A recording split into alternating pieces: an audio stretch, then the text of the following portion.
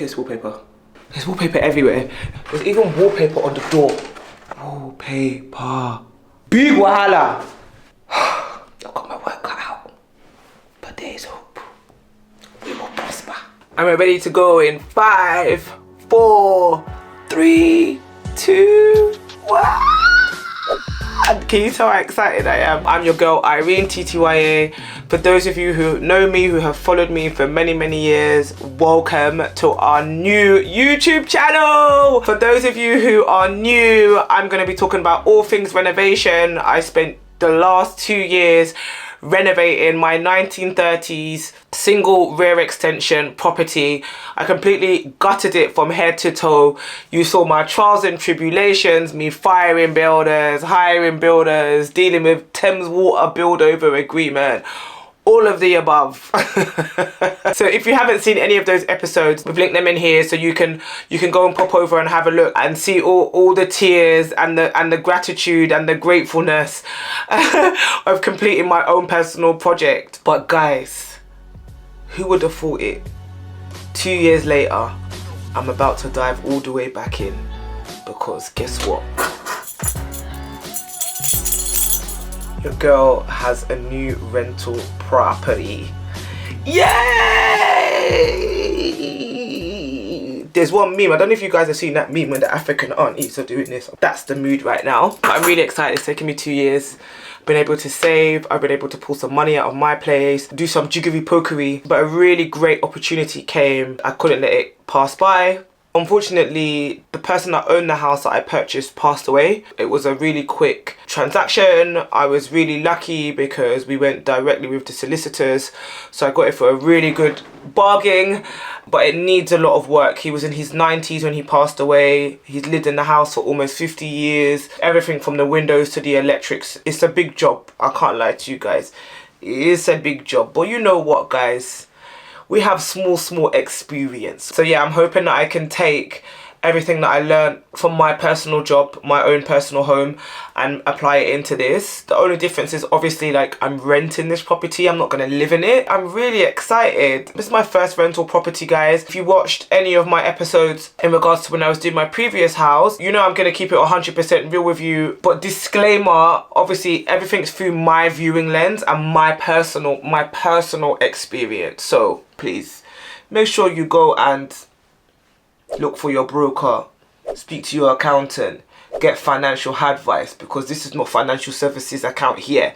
Okay, good. I don't even know where to start. I guess we should start on my values and why I was able to purchase this house. Purchasing this second property was a lot faster than purchasing my first. However, I did come into it a little bit naive. I thought, oh, I'll just be able to get buy-to-let mortgages, so my numbers were done on buy-to-let, 25% deposit, having a bit in the bank to, you know, for a rainy day, but still having some money in the bank for like the renovations that I wanted to do. However, guys, this was hurdle number 1. Because you know it wouldn't be a Casa TTYA episode without some drama from the get-go. You know the vibes, guys. First of all, I came into this thinking I was going to be able to do it as a buy-to-let mortgage. I wasn't able to do it as a buy-to-let mortgage, unfortunately. I learnt the hard way that a buy-to-let mortgage, if you get that mortgage, the house has to be habitable and rentable immediately. You cannot get a buy-to-let mortgage and then say, oh, I want to do some renovations works. There's going to be no occupants in it.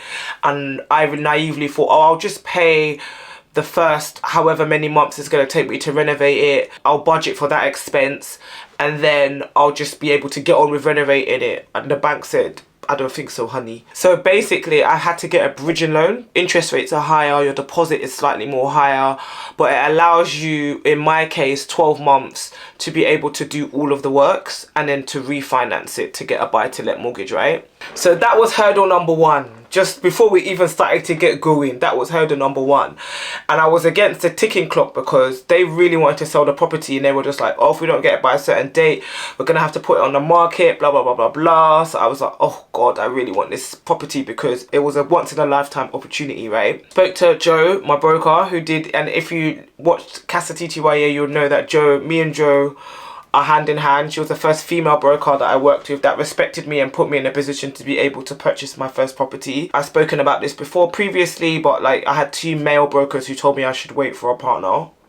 before I purchased my property. But so me and Joe locked in. Well, Joe was able to find me a really good deal. I was able to move quite quickly on it. I will say with bridging loans, I was pleasantly surprised. It can happen in under 2 weeks, to be fair. It's really fast process.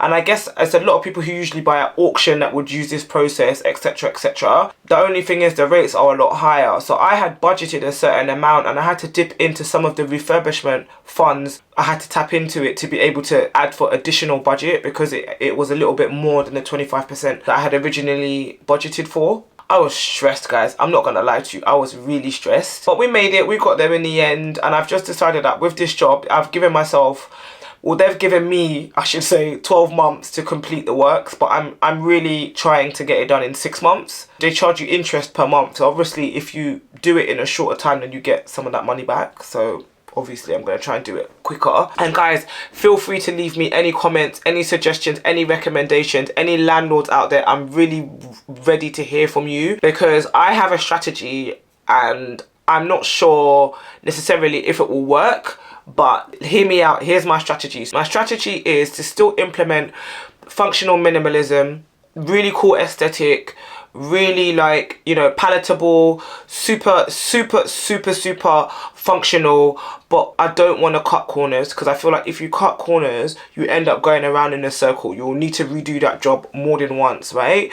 Whereas if you just did it good the first time, it will last for a long time. Also, part of my strategy is I want to make a space that I would physically want to live in. I rented for 8.5 years before I bought my first property. I've been on the renter side and now obviously a homeowner and now going into potentially being a landlord. Won't she claim it, guys? Won't she claim it? I don't want a space that I personally wouldn't live in.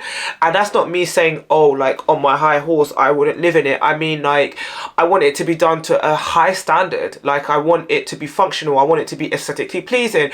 And I think that you can do all of that on a budget, right? And I'm going to try to. That's what this whole series is going to be about. Guys, leave me comments if you think my strategy is all wrong, because I've watched hours of YouTube videos.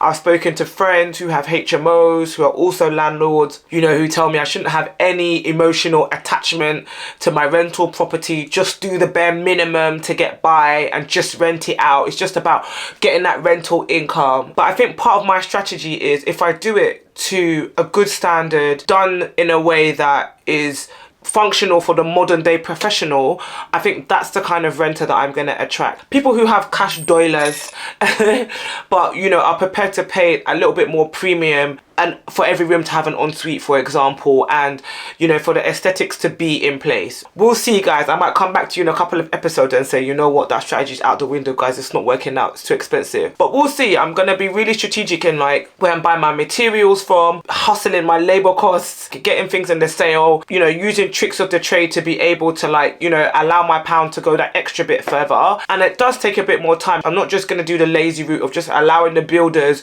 to quote me a price and go in and buy materials anywhere. I'm definitely going to be doing a lot of my own research, getting a lot of my own materials, because you just save so much more money, I feel. Again, leave me a comment, give me a signal, let me know if I'm on the right track or if you have any other opinions.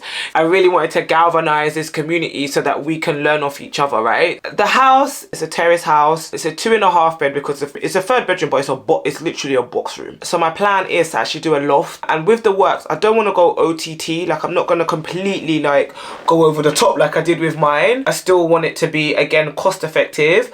However, I want to do larger structural work only if it's going to add value. So for example, I know by doing a loft, it would add value into the property. I know that potentially down the line, if I decided to do the driveway, it might add some value to the property. We had Ivan come in, who has done our architectural drawings, but my plan is for every bedroom to have an ensuite. My plan is to have like a huge studio feel vibe in the loft, 2 rooms with a shower. But when I'm looking at the plans, I'm not gonna lie, it's looking a bit squeeze up. So I'm not really 100% sure if I'm going to keep it as 2 bedrooms upstairs or if I'm just going to have it as 1. I'm a bit of a creative guy, so I'm a bit old school. I like to see, feel, touch. So I need to like see when the structure is built and like know if I can navigate it to become 2 rooms. But again, I'm really excited to be on this journey. It's going to be a very different experience to, you know, renovating your personal project versus renovating a rental property. I think it's important to note that my plan is to start with the loft and then go from there and then figure out the rest as I'm going along. Also guys, I'm in two minds whether or not I want to rent out the whole property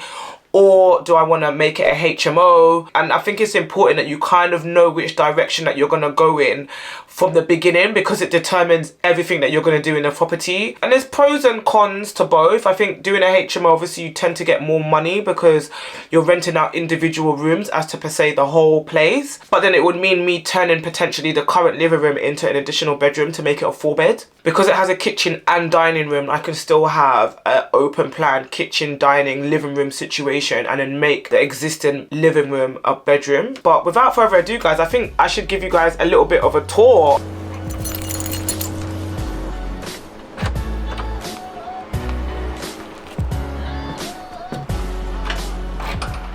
So you come in, stairs, look at this carpet, Jesu Christi. Currently the kitchen starts here. The good thing is that it's already got an extension on it, so just got to figure out what I'm going to do there. Living room, which goes through these double doors.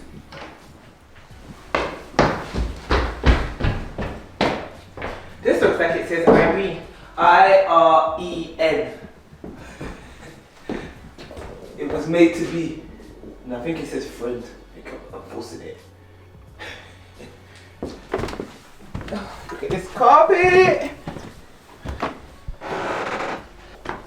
Jesus. Look at the bathroom. Oh, this has got to go. Got to go. Look at these doors. Got to go. This is the loft. And I'm gonna have a stairway that goes into the loft. Look at the wallpaper. Look at this wallpaper. There's wallpaper everywhere. There's even wallpaper on the door. There's wallpaper and then paint and then wallpaper. Wahala day. Big wahala. I've got my work cut out. But there is hope. We will prosper. So this time guys, I'm really doing my due diligence with builders. My loft guys that I'm getting in, they came recommended by 3 people. I didn't do visits on my last builder's work, which was a big fumble. This time I made sure I spoke to more than 10 people. I went to visit properties. I asked them for, you know, what their experiences were. And I have to say, up to date, they've been on job. So I'm definitely gonna go with 4-season lofts. And then the rest guys, I'm still getting into it. Electrics, it needs a whole new plumbing system, it needs a whole new boiler, new kitchen. Like guys, he lived in this house for over 50 years. There's a lot of wallpaper. There's a lot of things going on here that I'm just like, wallpaper. Whoa. I'm eager to get stuck in. I think it's going to be an amazing challenge and I just can't wait. I can't wait to go on this journey. I can't wait to like see the transformation. I'm going to take you guys in real-time journey with me so you can let me know how I'm getting on. Really excited. So guys, let me know your thoughts. We're in it. We're together. We're in it together. Forever. Together. Together. So we're going to be focused. Please like, please share, please subscribe. You know, the more we galvanize this community, the more insights we'll have, the more we're able to share information, and the more that we're able to really, like, you know, look to each other to be able to support each other. This is not just my journey. This is our journey. I'm with you. I'm your girl Irene TTYA. This is Casa TTYA. Stay tuned, guys. We outside! Landlord things.